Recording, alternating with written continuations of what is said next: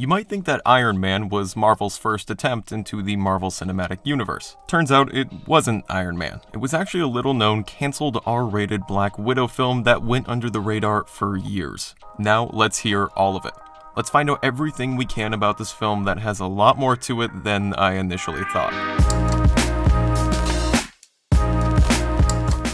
It's been a while. I'll talk a bit about that at the end of the video, so stick around for that if you're interested, but let's talk about this cancelled project right now.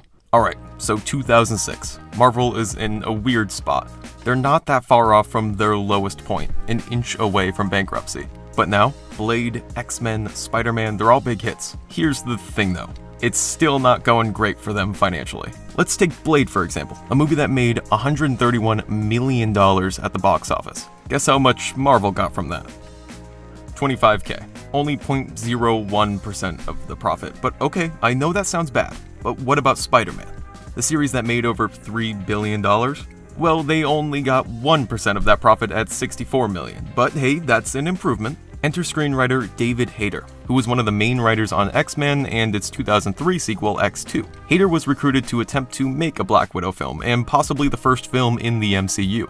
Not much was known about the casting, but according to a Digital Spy article, Rebecca Romijn was expected to star in the film after her performance as Mystique in the X-Men films. I haven't actually found any sources other than this when it comes to the casting, so take this one with a grain of salt. There's really nothing backing this up. Hayter began to pen the script while Marvel was looking for other films, and soon it was finished. When asked about the script, Hayter had this to say. What I tried to do was use the backdrop of the splintered Soviet Empire, a lawless, insane asylum with 400 some odd nuclear missile silos. It was all about loose nukes, and I felt it was very timely and very cool. I'm proud of the script to this day. So the story would have Black Widow dealing with a broken Soviet Union and a whole bunch of nukes. Those details are vague, but here's the interesting bit. Sometime after the movie was cancelled, the script was leaked online.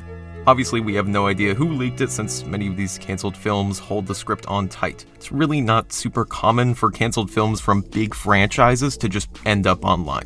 After reading through this, it's pretty apparent how brutal this movie is.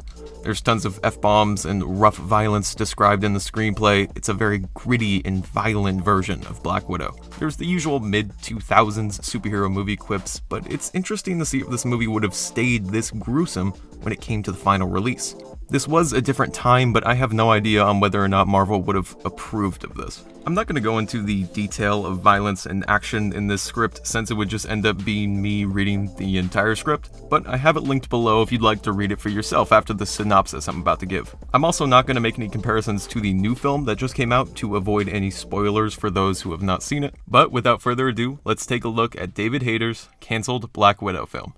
The screenplay begins with Natasha's mother in a burning building. With no hope left, she sees a crowd below and tosses her baby out.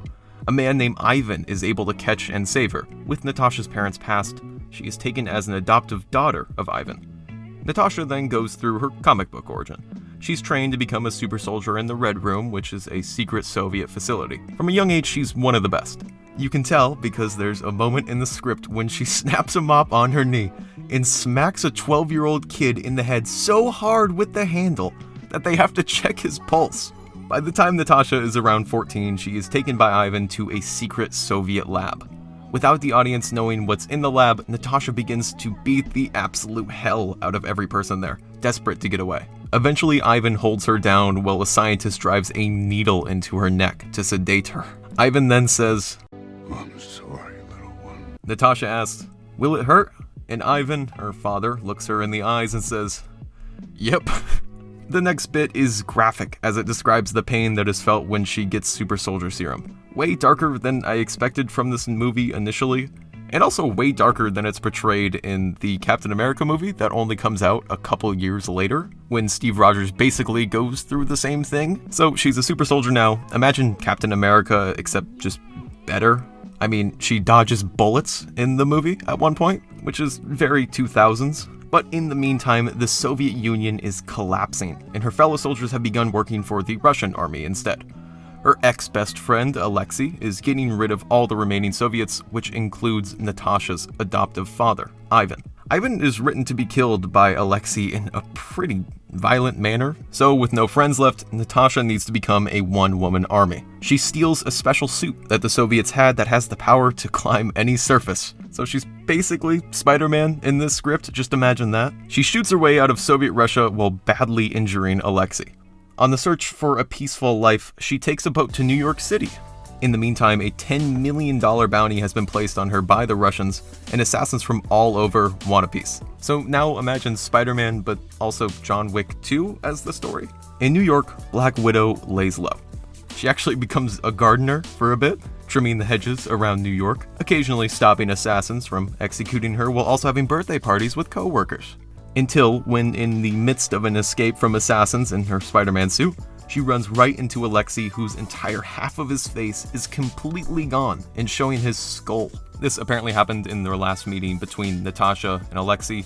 Natasha's pretty surprised to see him alive, but you know, he's just walking around with half a face. To get away, Natasha blows up the side of the building that they're in as a distraction, like a true hero. She knows she needs to get out of the country, but then finds out that her old Soviet buddies have gotten a hold of a lot of nukes from Kazakhstan. She obviously can't let this happen, so she plans to head to Kazakhstan and stop them. I'd also like to mention that to get to Kazakhstan, she goes to, quote, an airport for spies. It's never explained at any point what that is, but I guess it's just an airport for spies. After her successful spy airport trip, Natasha finds a warehouse with nukes in them and does the usual spy assassin stuff to get in until she is immediately shot in the throat with a tranquilizer dart. She's out cold. She is awoken by Alexei, who then tells her that she's being taken to the Russian leader to be cut up for her super soldier DNA. But instead of going to the leader's lab, Alexei has a change of heart and takes her away to a mysterious man. This mysterious man unmasks himself, and it's Ivan, her father, who was presumed dead by Alexei. They share a nice moment, nice little talk, page or two, and then I swear to God, in the next scene, Ivan is shot through the head by a sniper. He dies twice and barely gets any screen time. While bringing Ivan's body to a proper resting place, Natasha lets herself get captured by the Russians. Her point basically being, I need to end this now or else they will never stop. She wakes up on an operating table, and moments before the operation, she spits a dart that she was keeping in her mouth directly into the surgeon. Natasha then massacres the entire operating room and makes her escape. Eventually cornered by Alexei, Natasha reveals that she's taken one of the small nukes. Black Widow's got a nuke now. Natasha basically states that she will blow everyone up, so leave her alone. They immediately call her bluff, the woman with a nuke, and Natasha evades the bullets, jumping out of the way, while leaving the nuke with only seconds left on it. Alexei, in the panic of trying to disarm the bomb, sets it off. The Black Widow just nuked Kazakhstan. She's able to hide and make her escape, and the Black Widow movie comes to a close. Obviously, there's tons of things I had to leave out of the script for time purposes, like the one bit in the movie where a guy basically looks at the camera and says, "I love children," and then Natasha just beats the hell out of him. So I've linked the script below if you ever want to read or check anything. But now that we know the story, what went wrong? How did the 6th draft script turn into nothing but some miscellaneous articles and a random YouTuber talking about it years later? Well, I'll let David Hayter tell you. We got, I think, 3 or 4 drafts into the script, and we were rolling along pretty well. Then there was this one weekend, where Blood Rain, Ultraviolet, and Aeon Flux came out, and all of them died. By that Monday, Lionsgate lost confidence that you can make a solo female comic book movie, which was a shame. It was pretty painful. Blood Rain, Ultraviolet, and Aeon Flux were female-led action films that bombed. So, because these upcoming female-led movies had not done particularly well, the plug was pulled. Can you imagine putting all of your time into this project in just one weekend? It is completely pulled away from you. Your Marvel movie is just gone. That's exactly what happened to Hayter. Marvel did try and shop the property around to other studios, but nothing significant came out of it. So eventually they threw Black Widow into Iron Man 2. However, Hayter's also on record as saying he'd be happy to retool his original script in case the company ever decided to follow through with that Black Widow movie idea. Unfortunately, that didn't seem to work out. The studio went ahead with other films instead, and seemed to have left Hayter behind. Hayter, of course, went on to write Watchmen and have pretty decent success in Hollywood as a voice actor. So it's difficult to feel super bad for the guy. Well, of course, until I heard this. My daughter was born while working on it, he explains. I went into Marvel the next day and showed Avi the pictures, and he's like, oh, she's so beautiful. What is her name? And I said, she doesn't have one. And he's like, what about Natasha? And I'm like, well, if it'll get the movie made, then fine. So, Hader then named his child Natasha after the film he was attempting to get off the ground. But nothing.